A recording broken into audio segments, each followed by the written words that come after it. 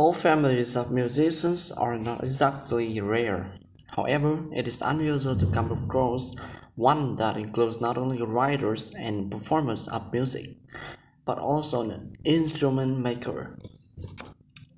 When South Wales school teachers John and Hetty Watkins needed to get their 10-year-old son, Paul, a cello to suit his blossoming talents, they bought at the cost involved.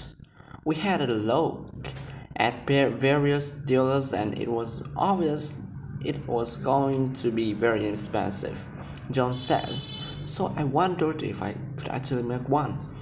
I discovered that the Wales School of Instrument Making was not far from where I lived, and I went along for evening classes once a week for about 3 years.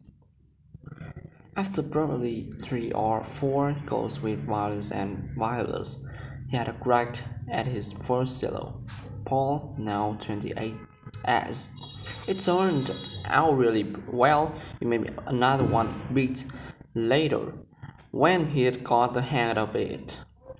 And that's the one I used to right up until a few months ago. John has since retired as a teacher to work as a full-time craftsman and makes up to a dozen violins a year. Sent one to the esteemed American player Jimmy Lario was the icing on the cake. Both Paul and his younger brother Hall were encouraged to play music from an early age.